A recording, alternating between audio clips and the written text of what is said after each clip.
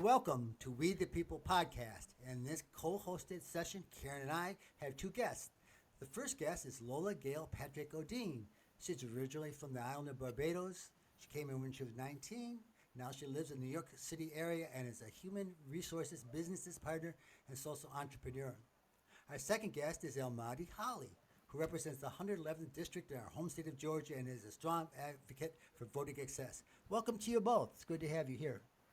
Lovely to be with you, Charles. Thank you. Yeah, love this. It's going to be a great conversation. I hope so. Our primary topic today is one that has sparked much controversy: critical race theory, or CRT. What is it?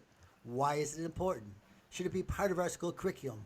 Why is the MAGA GOP against the teaching of it?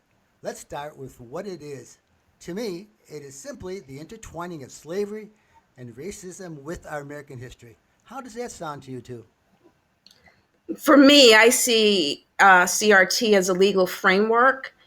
It was designed by scholars in the 80s, and the focus is really on um, racial disparities persisting in the United States. It thinks systemically, and it shows how our current laws, support these disparities that impact African Americans especially. Al? Yeah, completely agree. It's what we see, particularly as it relates to the South. Being here in Georgia, as a educator, well aware how it's needed in the sense of looking at history through the lens of all those who were impacted, and it's really it's a counter movement to in the South to we've seen these lost cause narratives that have embedded themselves in history, and so it's really just to put it frankly, critical race theory has only been applied in law schools. That's where it was introduced, and so unfortunately, a lot of the paranoia and the desire to just go up in arms and be excited and frightful, it literally is manufactured on TV stations because critical race theory, by and large, it is not even taught at in public schools. Not that it shouldn't be, but it's currently that's not the case, and so this just becomes another cause du jour for people who just are wholly focused on having a boogeyman to be scared about in order to make sense of life. I certainly think that's from the right, where the right wing is coming from. Uh, I, for one, taught it, but I didn't teach it as critical race theory. I Right. taught it of how our history is intertwined from 1619. I didn't give the dates back then because I'm not a crazy date person. I'd say 400 years. And one of the interesting things on this, just as an aside, is that people don't realize that, but we had slavery longer on this continent than we've not had slavery. The slavery Mm. existed over 200 years, and we have not been anywhere near 200 years since emancipation. So it's really a complicated thing that's really simple. Let's look at it. I mean, in this concept, we call it a legal concept, but it's also a practical concept of how we are at one point only because we had this horrible type of slavery. What I find a little bit interesting, and now I'm already off the topic a little bit, but if you look at it, one of the things that the evangelicals, the way the evangelicals go with this, is they talk about the biblical things that this doesn't fit in with the Bible, because they say, okay, there was slavery in the Bible. Well, slavery, the biblical slavery, gave specific rights to slaves. When they had slaves in Greece and Rome, these people, in many cases, were important people. They weren't considered subhuman, and that is where, on this continent, and in the Caribbean and in South America, that we've gotten the problem. Is that it is generational, and it is treating people not as the same equal human beings. Which brings us to our first question. What do each of you think is the most important thing students should know about the history of race in America? Lola? I think that it matters. Um, when you've got an entire construct that's built on the backs of a slave trade, there's an impact that's left. And I see lots of people sort of denying that racism even exists, which for me is crazy. So systems are built by people. So if systemically we have some issues and we can track and we can see where those issues are, there are certainly issues medically.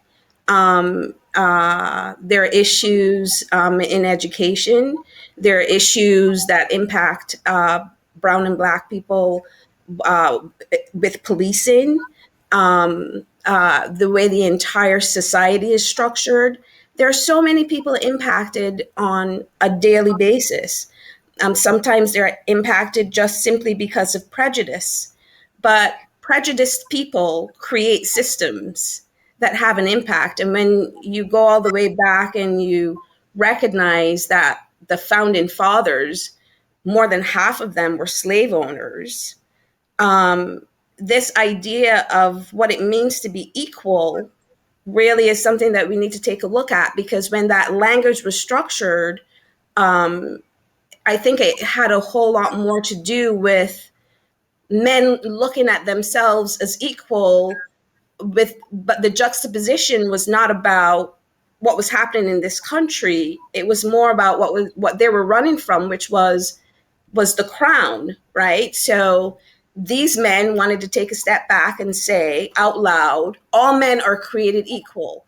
But those slave owners, and most of them they were not taking black and brown people into consideration in any way, shape, or form. And so when you think about that and you look over the years and you see all of these accomplishments that people of color after slavery and during slavery, quite frankly, but after slavery, a lot of the things that people of color did of note, whether it was in the social space or around business or politics, everything that they did was minimized or overlooked often. And there's a reason for all of that. So the pain kind of continues. Have we made progress? We have. And this doesn't take away from the progress that we've made in any way, shape, or form. But we have to be very mindful of how these prejudices and systemically and otherwise still impact brown and black people today. Thank you. Al? Yeah. I think awesome question, and I appreciate Lola-Gayle's perspective on it, because I think that when we really look at it, in fact, I would like to start from us giving credit to where we are as a society.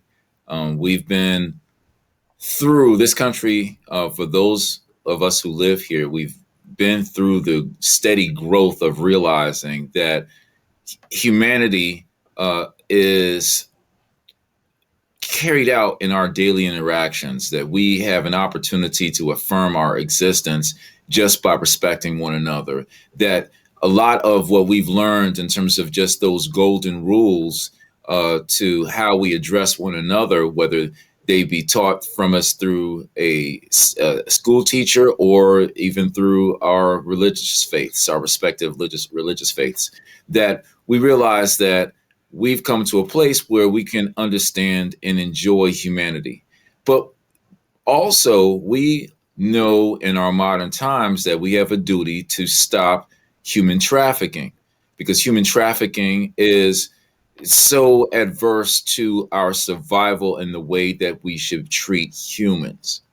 And that's why I think it's key for us to understand that for a nation which was built primarily because Britain or the English were trying to find a way to send overseas of those persons that it had in its jails, or those who were its uh, those who had owed uh, the system of England, had owed the English Empire money, and so therefore they went overseas. If you look to Oliver Cromwell sent so many Irish to go work in the British West Indies. You look at how you had it was literally that our country, which was, first it was in the hands of the indigenous people here, but then systematically they were erased, and then they were replaced by people who were leaving the empire. That, what we're seeing is that our nation was built on the backs of people who themselves were not always included. When we look at 1619 and we see the indentured servants that are coming over here, and even if we can remember back to Bacon's Rebellion, Bacon's Rebellion, one of the most trying realizations was that quite possibly you might have African indentured servants be able to collaborate and coalesce with those indentured servants who are not of African descent, of working class white persons, and they actually unified against a powerful elite. And so I think when we really look at, what do we gain from that, we understand that humans have a shared interaction in order for us to fully appreciate what the forefathers, at least at their most elevated sense of humanity, should have desired. It doesn't mean necessarily that's what was intended when they signed the Constitution, but if we get a full understanding nowadays that African American person, that Latino American person, that a person who comes from another country and is starting off their place in this society, if we can recognize that they are human and that our shared interaction and respect of each other's rights is something that must be the foundation for this country, then we also have to know too that in times past where that was not respected, we need to make sure that we can look at it from the lens of respect to be able to understand what those underlying ills are that have to be corrected. Yeah, I think that's so beautiful, El. I'm so sorry, Charles. Because you spoke so so well to this idea of our humanity. yeah, I think And at the end of the day, that's where we need to focus. Mm-hmm. And if we can focus at everything that's happening from that lens, and sociology helps us along, and we look to try to understand what makes us human, what are the things, what are the shared realities of our humanity, we become closer together. But when we take a look at that, we also understand shame, right? And so shame is a great deterrent. So nobody is saying, of course, that white people are all bad or anything like that. But we are saying that white supremacy did exist and that white people today are benefiting off of a white supremacist construct. And Black people have been limited as a result. And this onslaught of vitriol, crazy vitriolic responses come as a direct, it's a direct result of what it means to feel shame about something that happened. I always think about, there's that poem from Invictus, and it talks about the horror of the shade. When I think about the horror of the shade, that's what this is. You know, you think about shade and everybody's relaxed and quite comfortable in it. But when you think about racism and the impact of a racist construct on people, that's a real horror. And to see Black and Brown people deny and decry this, that might be their experience, certainly that some of them are speaking to. And I say kudos to you that you've never felt the impact, but you don't speak for all of us. You Yeah. most definitely do not. And when we think about, I was talking earlier about the psychosis that exists across families. There's a lot of toxicity that people are responding to.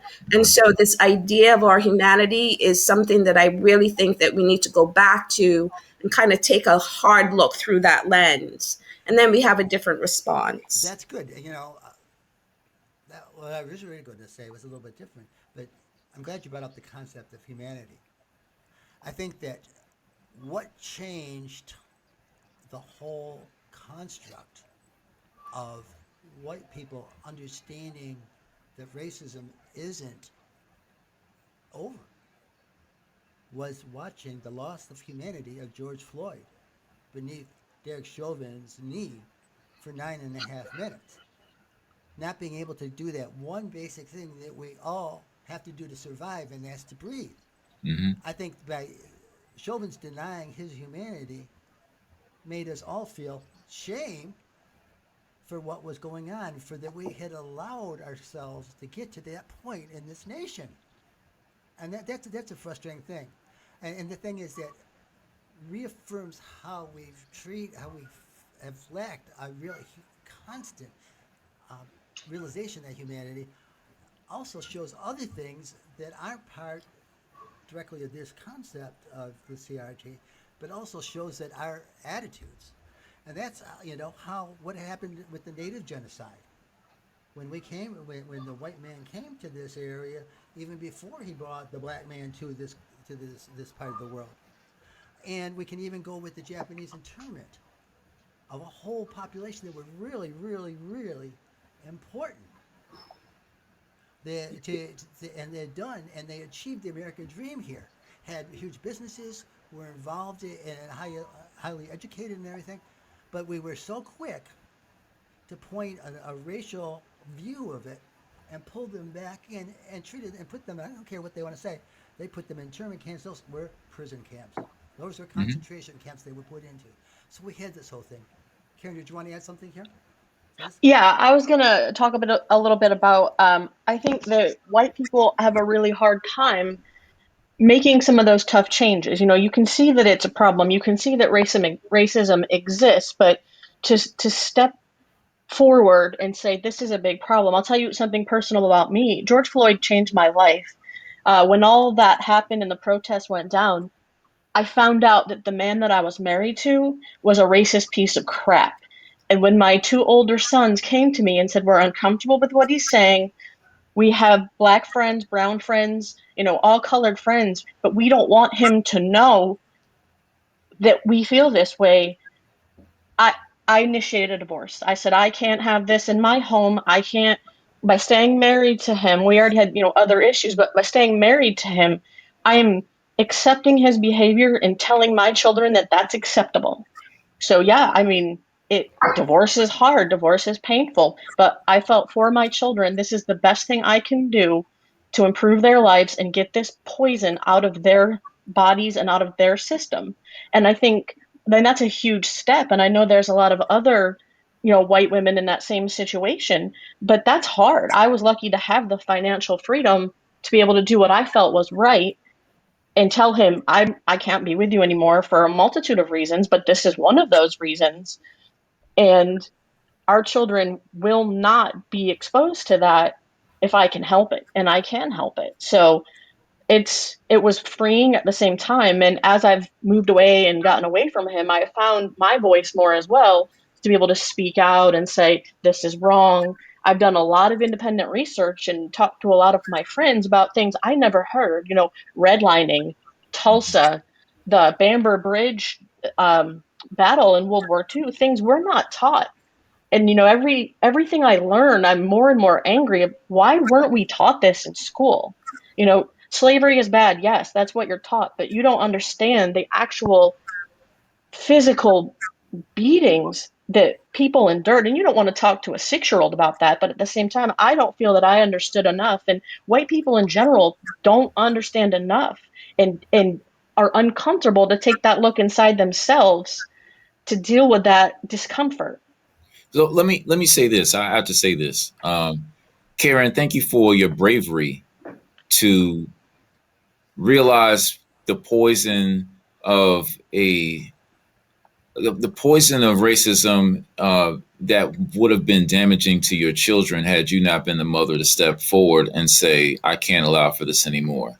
That level of honesty with yourself and realizing that you have the means to change and you only did what was within your power to do, but you stuck to it and you were committed to it. And I think that's what people really have to see, that we are all capable of making changes. When I'm a Christian, and I know, when I look at, I, I just kind of remember in Jesus's teachings when he said, you follow me. I'm paraphrasing, but when you follow me, that you will leave, you'll leave yourself from family relations that you have. Sometimes you'll have to cut off people, and you're not cutting them off because you're trying to judge them or to send damnation to them. It's not about that. It's just that you're giving them the space to grow to the point to accept you and to accept where you're heading. So I just want to just first off to just tell you that you're brave that way. I also wanted to say too that racism itself has been used as a veil. It's a veil that those in power at the time of its institutionalizing placed in front of working class white people, or working class Caucasians who had the reality that their that skin color didn't make them any wealthier. When I look at the southern plantations, for those owners that were able to acquire the lives of these African humans and place them into bondage, understand too that that same planter was not hiring his poor white cousin or white brother or or half brother or sister. No, they were having to eke out a living. And many times, if you look at like the Civil War, for instance, or as they call it, the War of Northern Aggression, when really it's both sides are at fault for wanting to profit off of either slavery directly or off of the taxation that would have come from that had the North had their way originally. But when you look at that, there are a lot of poor white Americans who are forced to go and fight on behalf of the wealthy Southern planter. And the wealthy Southern planter was like, hey, you're going to go fight because you're living off of land that I own. If you want to see your wife and kids have any food on their table, you need to go out there and go fight this battle for me. And so because we don't talk about that, then white Americans get kind of painted with this really broad brush to say that, hey, that was what your grandfather was doing. He was like, we don't know. But one thing that we can do is, again, we all have the means to understand what society was like back then, and then realize, are there some positive ways that we can address it? And that's why very quickly, I wanted to say that I recently watched a documentary called We Were Children. And it documented the lives of the native people in the region of Canada. Some of them are Iroquois, some are Algonquin, and Canada in the late 1800s, all the way into like this century, went and actually snatched children from the hands of these indigenous families, put them into residential schools to inculcate that Canadian lifestyle into them. And then when the children were wondering what happened to mother, what happened to dad. Children who saw their, one had as a young boy who saw his sister in an opposite class, ran to her because he'd been separated, and they beat him nearly to death. And that's why we're seeing now all throughout Canada these graves, 751 children within one school in a big mass grave, and all throughout. So what we're seeing is that we have a society that has long been able to keep those in power. They've been able to retain their power by keeping us apart, by creating divisions, and furthermore, by not allowing us the access and advantage to an education that allows for us just this peace and space to realize that we may not be suffering by ourselves, and that there are other people who've been suffering right alongside us. And what can we do to be more responsible to that? So I think, yeah, totally for the whole issue of just us understanding where we are, and how we came to be. If we grant ourselves the opportunity to see it, then maybe we can find more progressive ways to put that shame into channeling a better priority about what we won't do for the future. Yeah, and it's so true. And to piggyback on that, and also what Karen was saying, I'm going to take you back to a time that none of the three of you would remember, 1968. You've heard about it, but you didn't live through it. And when Martin Luther King was assassinated, I was going with a girl by the name of Sue.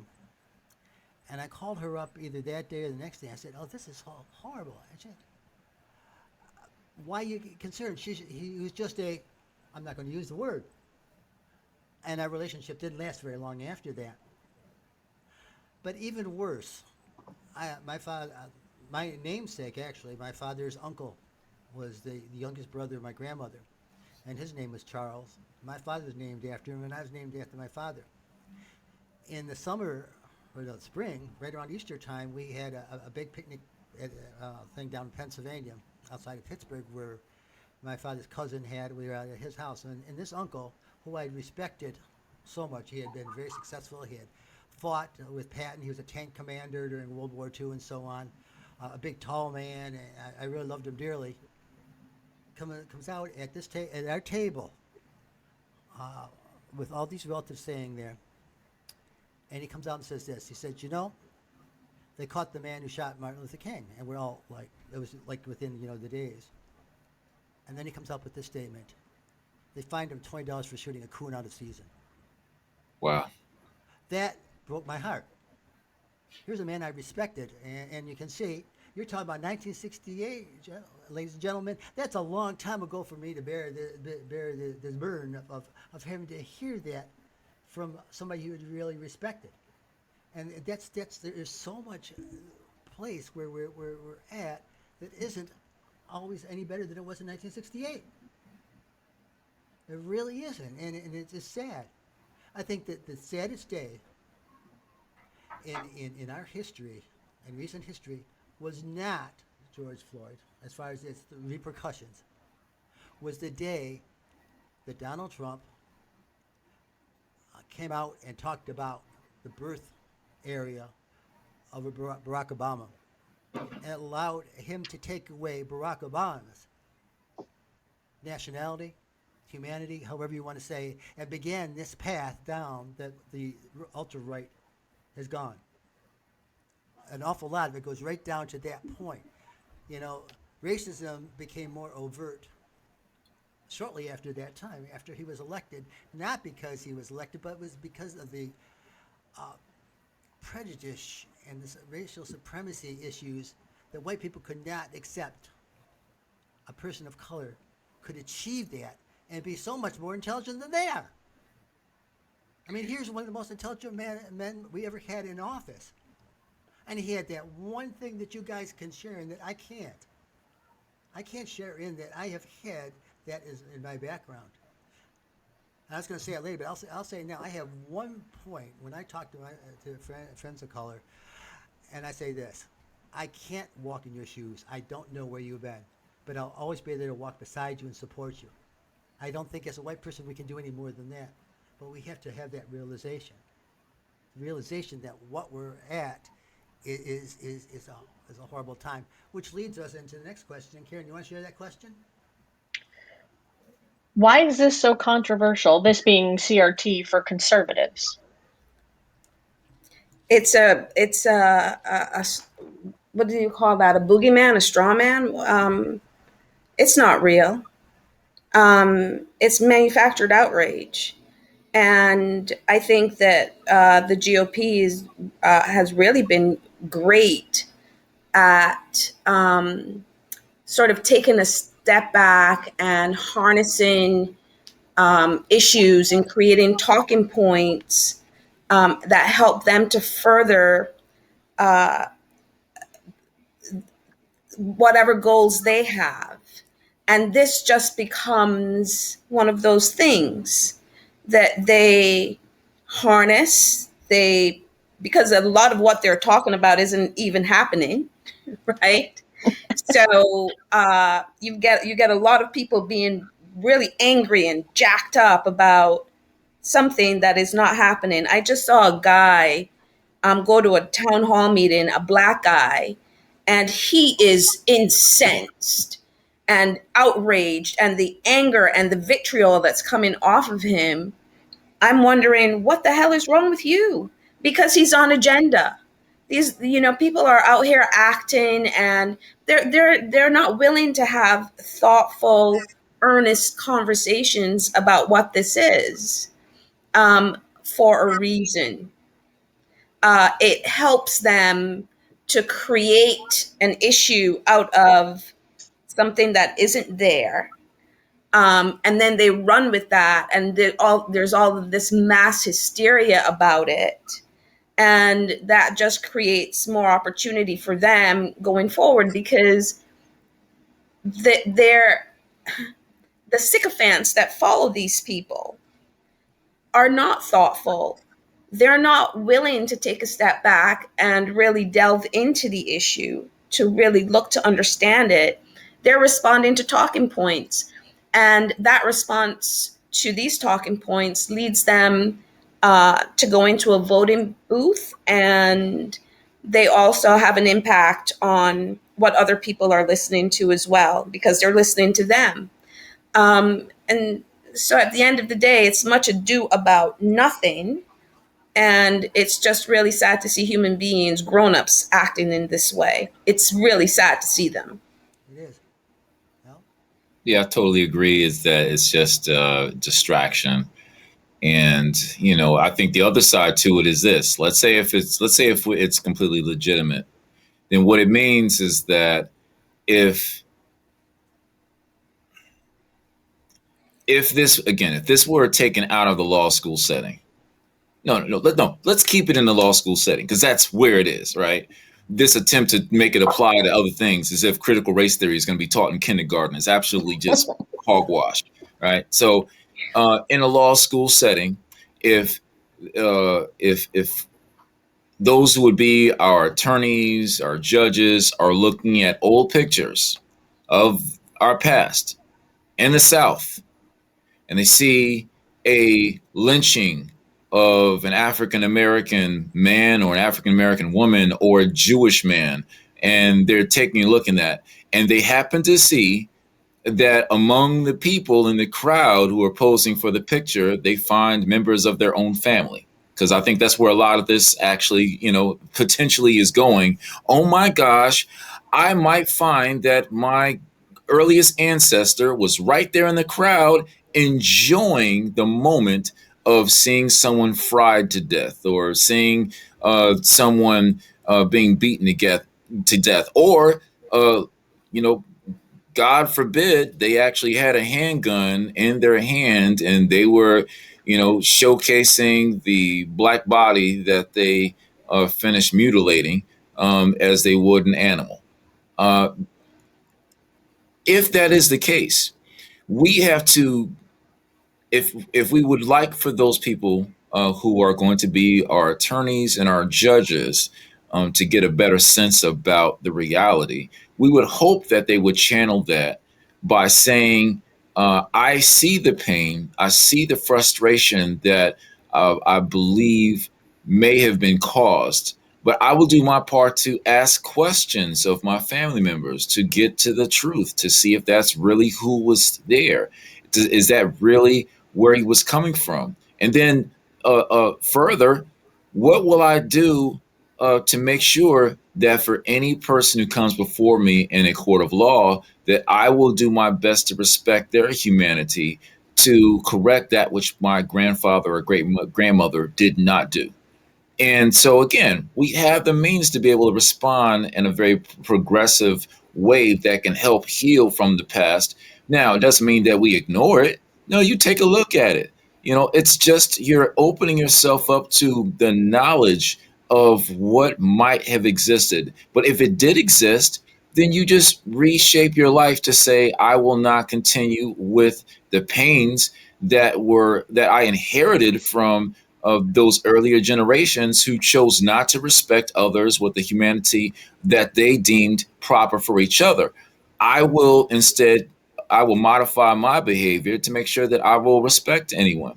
And that could be, if we want to take it out of the legal classrooms and apply that to the larger space of our public school environments, our private school environments, our charter school environments, even in church communities, great, because now what we are able to do with the shame of what our forebears may have done is to now realize that we can do just as so many families who came out of the concentration camps of Europe said amongst themselves, but very much in opposition to the hateful tension that caused the Holocaust. They said, we will uh, we will never forget. You never forget it, but you forgive, but don't forget. And it's okay to be able to say, I forgive you who are the heirs of this horrible past. But please do me a favor. In the future, don't send someone to the gulags. Don't send them to the furnace. Treat people better than maybe your ancestors treated them. Clearly, you can do that. You can treat people better than maybe your forebears did. And I think that's what we're looking at, is that if quite possibly critical race theory, or remove the entire title, okay? A teacher who is giving you a full spectrum into what possibly happened as it relates in history to the various peoples who lived there, and being able to understand all of their full experience. If we can look at that and be able to realize that maybe we can do better than what they've done, and then make a commitment towards that, there's a very positive place that you can put what would have been shame. Instead, now what it's called is principle. You now have a principle, you have compassion, okay? You have a desire to do right. And that's just called justice. And if we can get people to arrive at having a principle, compassion, and justice, then they can we can all they can give each other the respect, and we can give God the glory. Well, Exactly. And so at the end of the day, it really isn't just, it's less about racism being one of America's greatest threats, and it's more about the obfuscation of truth. I think that's the greatest threat facing the country, because we can look to bake love into, and that's what you're alluding to. Mhm. We can look to bake love into these constructs, and we can do better. Um, it's it's a real mistake to look back at history and to say that um, all white people are bad, or all white people are this, or all white people. At the same time that white men were enslaving black people, there were white people at the very same time who would never engage in such behavior, who fought Exactly. back against it. That's a part of our humanity. And I hear white people oftentimes say, to excuse themselves, say, well, it was a sign of the times. No, it was never a sign of the times to enslave another human being. It was always wrong. And you're just looking to make people right, to excuse them again. And that's just a part of your shame. So if we could just look at it within that lens, again, that context of humanity, I think we get so much further along. Yeah, and I want to take a step, basically, what you say about forgiveness, and kind of what you're saying too on this. Forgiveness can only truly come if you acknowledge the truth of what Absolutely. happened. You know, when That the, that's Ger- and the that's yeah, with the Holocaust, when the Germans accepted that they were complicit because they didn't do anything, they didn't stop it, then the Jews around them were able to forgive them to some extent for what it is, the acknowledgement. That's the whole problem on here with this ultra right. They're not willing to acknowledge that there was this problem, that it permeates and permeates our society today through systemic racism. The biggest thing, and all of them are there, but the biggest thing right now that has become obvious to everybody because of George Floyd and Ahmaud Arbery and all the other ones is our criminal justice system and policing. But it also goes back to what you said earlier about housing, education, all those kinds of things that we need to have full opportunity. And the interesting thing is that, in my opinion, that it doesn't matter what level of society you are at, there is still a racial class in there. The very richest black people are not going to be accepted at the same level, even in this country, even today, as the very richest white people. And then when you get down to the bottom rungs, on the very poorest people, you're going to do it. I used to ask my students, I said, what is the most common point among people who are executed in this country?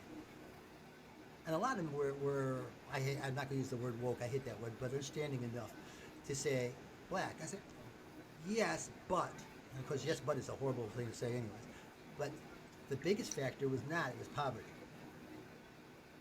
But when it came to between a poor black person and a poor white person, who's going to be hung, who's going to be shot, who's going to be executed first? exactly. And then the same thing in the middle class. If we look at income variation, it's very, very hard. If you try to take a business, expand it to another area that has not had the integration, it's going to be very difficult if you're a person of color. Yeah, These things it's and that's the systemic. That's really what you mean by the how a lot of these biases, when they become part of our lives and inform our opinions and our judgments, then what happens when those who become informed in that way are now the wielders of power.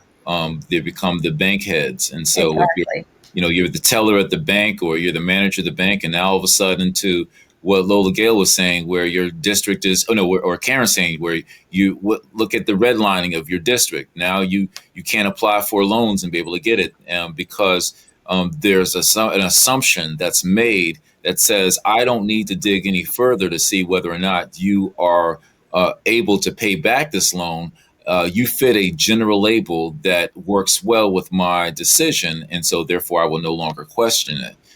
We see it when I go to the Capitol, and I'm surrounded by those who have long been able to benefit because they did not afford themselves with the opportunity to see people for where they really were in their communities. And that's why oftentimes those who choose to either live by a racist code or choose to be indifferent towards their fellow Americans or their fellow humans, they actually do a greater disservice to themselves because uh, they are so tortured by their own personal fear that by simply knowing and getting a better understanding about how someone else is also impacted, it doesn't necessarily have to be impacted by them. They could just be impacted by other influence in society, but simply because that fear is gripping them to the point where they won't take the time to even listen or even learn or what the struggles are that someone else has gone through. It's such a crippling fear because now they could, through the relationship that they're able to gain by understanding who that person is, what their stories, they might actually find a friend. They might find a supporter, a someone who will have their back. But if they're robbing, they think that um, they're being exclusive and they're hoarding that opportunity. But the truth is that they will forever be shamed by their own feeling of possible pain. And really, let's get beyond the pain. It's inferiority. It's an inferiority complex. They Yes. feel that there's a possibility that they may be see themselves as small if someone else reveals that they are holding on to an untruth in order to be able to keep the power and the level of access that they have. That hopefully, through our common interaction and being able to understand the lens through which we all can view life, and that we all have the ability to be hurt. We all have the ability to be as prideful and as hurt at the same time, and realize that we are living in an interdependent society where we're dependent upon each other in order to really see signs of progress that allow for us to heal.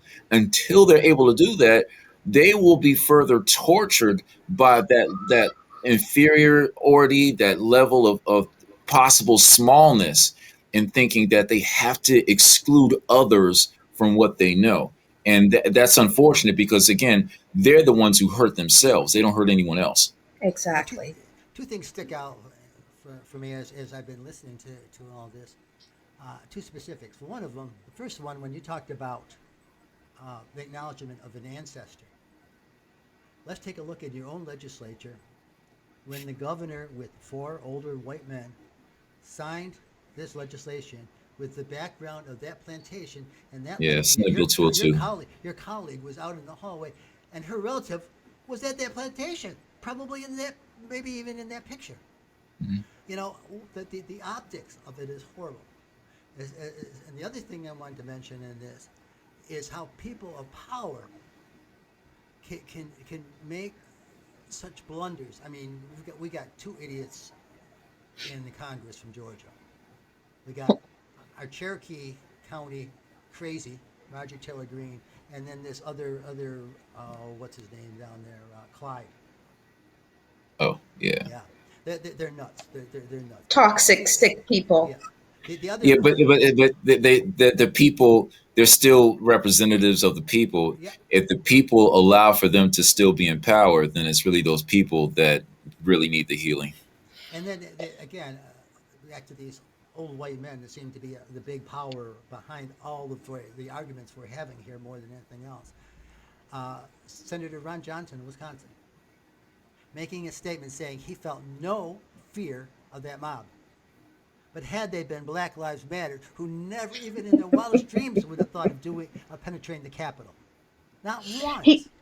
he's preying on ignorance. That's the thing. Like I figured ignorance is the language of the conservatives. They depend on the ignorance with their own followers. They're too ignorant to look it up. They're going to be fueled by these crazy emotional situations, and then they are trying to prey on the ignorance of the people that they want to oppress. You take a look at like Stacey Abrams, what she was able to do in 10 years with mobilizing people to vote and saying, this is why you should vote. This is why you should care about government. And Elle, I saw it on your Facebook page as well when I was looking you up. You're posting about this is what's going on in your legislature and this is why you should care. That breaks through that ignorance that we need the oppressed people to get through so they can have a voice in government and start to make some change with their own actions. Now, And it's just unfortunate that the microphone loves toxicity, right? mhm. So that attracts a ton of attention. And we just hear a lot more of these nasty, negative voices than voices of people who are sort of coming to the equation with love and understanding and trying to get people to sort of follow that model. Yeah, and we go back to where it begins. Is we need there's this big fear that the truth will come out in teaching. I mean, that is what the whole key of why they're so upset. They don't want the concepts of tying our history and our attitude towards other races in the reality of what students are going to learn about. It does, and you mentioned this early on, it doesn't make our country any less a great country if we acknowledge its wars. In fact, the fact that we can acknowledge them, we're in a position to be able to acknowledge them, makes us even greater. But my The country's in dire need of a healing, but I don't know that that healing um, is necessarily one that comes through the church, for example. But I feel like better mentors, psychiatry, psychology, people who really understand our humanity and how human beings operate with each other. Um, I'd like to see um, Joe Biden, for example, bring people like that in to aid in the healing, because the healing is a psychological healing that is needed. People need to come to a better place of understanding about themselves. And well, that does not happen in the church, and it's not happening through politics. It well, happens from doing the work of confronting your psychological issues and dealing with them and getting past them. And I feel like government would be a really great place to start. government and let's be honest, in our schools to teach about the reality of what is all about. Accepting that we had more years of slavery in this country than we have had of freedom for blacks. The attitudes the subhumanity, which goes back to what you were just saying, Lola. I think I'm always going to see it from a teacher's perspective after 32 years of teaching, and I try to give my students, and the majority of my students over my history, except for 10 years in Syracuse, was really uh, more white than black, obviously. And I tried to give them an understanding of what it was all about, to show them the pictures of slave ships, to show them the manacles. I would even into the point of putting desks in such a way, and I line them up in and push the desk closer and closer so they could see what it was like to be on that ship, Wow. on that journey, so they could feel the pain. And I said, this is just for a few minutes. Can you imagine this? And can you imagine the only water you've ever seen are streams and rivers, and all of a sudden you're out in this place where you don't see land anymore. And then to have the gall, and this is where churches fell on, to say you're in a better place now than you were in Africa. To say that we Christianized you, and that's not necessarily a bad thing, but the way it was used on them was bad. Right. It's But just, yeah, it's a bastardization of the Christian faith, is but what everybody, we but got. it's really horrible everywhere for right now. And there's so much of that going on everywhere still Exactly. today. Yeah. And Yeah. that's why I have such difficulty oftentimes sort of looking to religion as a panacea, as a cure for what ails us. It's not. Right. It's corrupted, unfortunately. And so I think that understanding the self, trying to find ways to identify your best self, that lies in the realm of psychiatry, of psychology, sociology. I feel like if we can make some investments there, we get a lot further ahead. Yeah. Yeah, I think that's what, I'm sorry, go ahead, Charles. No, well, I was just going to make the point that the problem we have is not God. The problem we have is religion, and how religion's interpreted in so many different ways. If so many people that claim to be God-fearing Christians and try and use the Bible to do it, I don't think have truly read and understand the Bible, particularly in the New Testament of Jesus' teaching. Jesus' teaching is fantastic to fit in all these narratives we've talked about. But the churches haven't done that in many cases. They're failing at that. I think Well, maybe, yeah. yeah, Let's really look at this. I think that as we look in our postmodern era, and I think it just we can at least we've arrived at a place where we can just call it out for what it is. I think that the negative impact that we're seeing with these very parochial views that are coming, that we think are themselves coming from church or are coming from the news media. I think really what's happening is that we as individuals are lying are picking and choosing which institutions uh, that we feel best reflect our values, and then we align ourselves with those. It's the reason why you have more people who are now into these unlicensed news journals like Newsmax or Epic Times, or or why, for instance, over the last 20 years, we've seen where you used to be able to get licensed journalism that was at least had a limit in bias. Now we have it where you're having entertainment news is entertainment, where multiple advertisements go behind these ads, where the broadcasters get on there, and you're thinking that they're actually doing some investigative journalism. Instead, they're just repeating the last four things the last four other people said before they even came onto their show, but doing it in their own way. When you have our news media being over sensationalized in order to just to be able to shape a narrative in one way, and we align ourselves with that station to say, well, I listen to this station, and we become the talking heads of whatever that station says.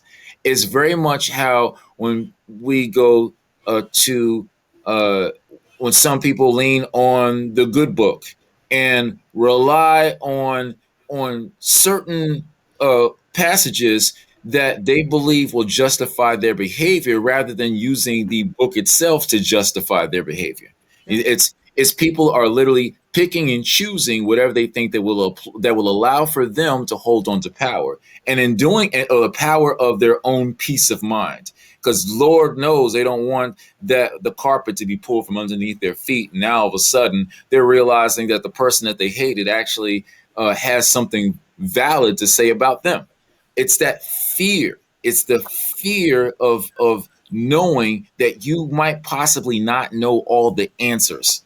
yeah, and It's okay to have all the questions. So as a society, we need to encourage people to have all the questions and not be so uh, you know, so boneheaded to think that you just have all the answers and you figured it out. No, I'm a legislator. I haven't figured it all out. I had to research and understand everything. I have to talk to my Republican colleagues to understand where they're coming from, because they actually might make sense. They may find out that I make sense, but we're not talking to each other, then we're just believing we're believing whatever allows for us to be able to feel safe in our ignorance. And that's what people are just so hung up on being self-satisfied in their limited space of knowledge. They think they know a lot, but if they truly knew it, they would have the confidence enough to understand what someone else is going through. And that's why, for the case of critical race theory, I've heard it. Oh my gosh, the shame! You're going to make these kids feel so shamed. And the wild part is that if we're going to have a talk about critical race theory, then let's have a talk about the early 20th century move to take the lost cause of Southern the Southern Confederacy and put that into our history books, and then find ways to massage the harms of slavery on a people, to diminish their family ties, to take away their cultural heritage, for children to be split from their mothers, and the literally the dehumanization of a people was somehow made soft and palpable, so that you only get a page or two in a history book in Georgia history or Alabama history. Like literally, this was a movement that came about and was successful to be placed into the history books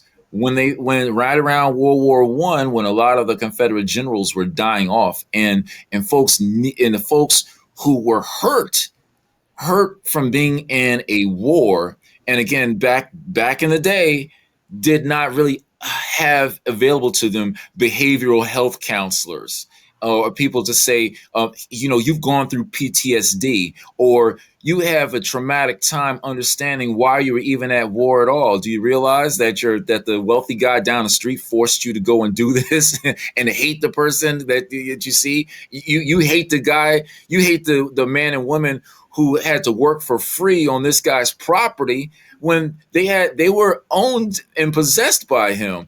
There's no need to hate them. So again, because people are not actually thinking as humans and allow for themselves to be free in their thoughts, to understand what someone's going through, then now there's the shame and the shock. When fortunately now we get to be able to push people towards reconciliation. There's truth, but then there's reconciliation. How do I reconcile with the pains of the past and know that I don't have to live up to that I can be better than that? And because I can be better than that, I can possibly take a chance and listen to see if there was something from this religious text or something from a licensed journalism from another cable channel that I've never watched before. Is there something there that that might help me to forge a clearer perspective about the society that I live in? Yeah. But if we have to get people away from just doing what feels natural to them with respect to their own limited view in society, and say, no, adhere to the principles of humanity, and then that will hopefully open your eye up to realize that whether it be news or religion or elsewhere, you can find some valuable truth in that can help you be a better person. That's where really we had to do. And the journey is so critically important. So what you're really advocating is the confidence that it takes to be curious. That's it. Go ahead, Lola. All right. Absolutely. and integrity as a platform to stand on. I'd take an atheist who has a high level of integrity against a Christian who says that he's following God, but look at what the hell he's doing, right? So integrity is a mantra, and the confidence that it takes to be curious, I think a lot of that gets us there. Yeah, and there's two words that are relatively new that kind of describe exactly what you're saying. Too many of us live in our own echo chamber, and that's where we're at on this. Well, this has been a great time. It's actually it's longer than that. I'm gonna have to probably break this up into 3 podcasts to get this out. Everybody, listen, an hour is a long podcast, but it's been great. Thank you both for being here, Lola-Gayle and Mahdi, for joining us in this important discussion. We're facing a difficult time trying to come to grips with issues that are tied to the very fabric of our history and our nation. Frank talk like this we're having today is the best way to come together and move forward. I mentioned earlier, and I'll repeat my comment. Personally, for me, I know I can't walk in the shoes that you two are wearing. I look funny in your high heels, and I think yours might be a little bit bigger than my shoes. But I can't walk because of your experiences are different than my experiences, my experiences are different than yours. But I will always be there. And Elle, you know that, and Lola, from our discussion, you know how I feel about this topic. So that's where I'm with that. So again, thank you both. Thank you so much, Charles. And Karen, thank you for your bravery, to both of you for being the people that you are. Elle, it was such a pleasure meeting you and hearing your voice and your passion. Thank you so very, very much. And you You also helped me a great deal in forming some perspectives around government and so on, and the people in government. And so I really do appreciate that. Thank you. No, thank you. Look, I love my great grandfather is Jamaican, and it's and having members of the diaspora in this talk that are outside of the U.S. but still having a life here. I think it provides it with a perspective that oftentimes that again, if we just kind of remain exclusive to the word you use, Charles, our echo chamber, then we're not even realizing how this very dogged focus on what race should be and must be. We're excluding the opportunity to hear it from the voice of people who have been far affected, even outside of our shores, and realizing too what's the broader message that can be able to allow for us to realize our own identity is really it's really connected to the identity that other people are allowed to have if we just give each other the space to learn. So thank you, Lola, for just imparting your wisdom. You helped to sharpen, especially some things towards at the end. Yes, I love what you said. People have to have the confidence to be curious. Let me tell you, look, I'm not a pastor, but if I was, that would be the sermon for Sunday. You know, Thank you, Al. this has been a really good experience for all of us. And, maybe in the future we can come together again and discuss some more of these things. I would love to be able to do that with you. Maybe we can even bring some more people into it. Look I, forward to it. I can have Look nine forward to people. it, and I would especially love it if if the numbers hold right.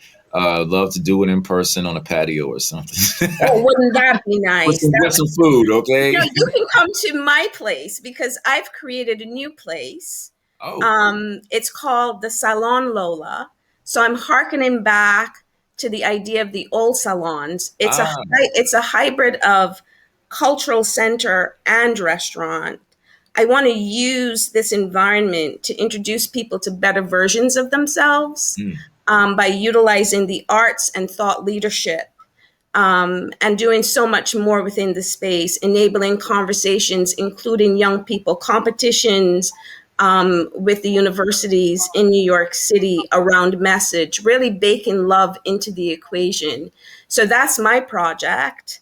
And after a lot of loss because of racism, like if you read my story, you'll understand some of the things that I've suffered through. But um, I fell down, but I figured a way to pick myself back up and to continue going. And um, there's nothing that I love more than people. And there's nothing more than I love than to see people doing well and coming together in the best way. And so I think that utilizing the right kind of environment, I think about Oslo and places like that, where people are dealing with the toughest things in terms of messaging and bringing people together, and what it takes to get them there. And so maybe our next conversation might just be at the Salon Lola, Al. Hey, I love that. No, hey, that's awesome. Just hearing you talk about the possible solutions of that led me to remember back in 2019 when I was contacted by a high school teacher in my area. And just for, even though it doesn't really matter to me, but I'll just be able to express it for listeners. He's a Caucasian male who was contacting me from one of our area's leading high schools. It actually has a minority, like a very significant black minority, less than, I would probably assume less than a quarter of the students are African American. But he contacted me and let me know that his students in his classroom put together an idea that they would like to present to their state lawmaker. And I looked, and it was three black boys, two young Caucasian, two white boys, who came together and decided that the same way how returning war veterans were granted the opportunity to receive benefits, they came up with the concept of having civil rights veterans benefits. Completely blew my mind. And here it was, the professor who was teaching it to him probably hadn't even heard of a concept called critical race theory. All he did was try to do what Professor Charles Marple did by organizing desks in a classroom to so that the students might realize what it's like to be in the throes of a ship, being transported from one continent to another without being able to exercise your will. All that teacher did is just teach and give the students the opportunity to understand the various perspectives. And what happened, this is what I liked about what happened. The students didn't feel a sense of shame. Instead, they felt a sense of positive responsibility that said, I can do better and think better about how to look at life in a way that can help people. But the truth is this: that type of thinking will always scare people who fear that by simply looking at truth, they may be they may have to acquiesce some of the power that they hold. That And is a that's what the real problem with critical race theory and that is is a that what happens when power has to now become accountable to the very people that the Constitution says you must respect and that must have fair and equal rights. Well, now what happens when those resources must be equitably distributed and all the people must be respected as partners in this idea of America? Well, when that happens, then the powers that be, and literally those powers, because of our modern day and our access to phones and LinkedIn and records, like everything is at our fingertips to see exactly who is in power, and that's who's really upset. that's a very good closing one. Brilliant. So, thank you, listeners, to this coming to this special podcast. God bless and protect you. God bless and protect our great nation and its legitimate leaders. God bless and protect our frontline workers, and God bless and protect our troops wherever they are. Good afternoon. Thank you for listening. Amen.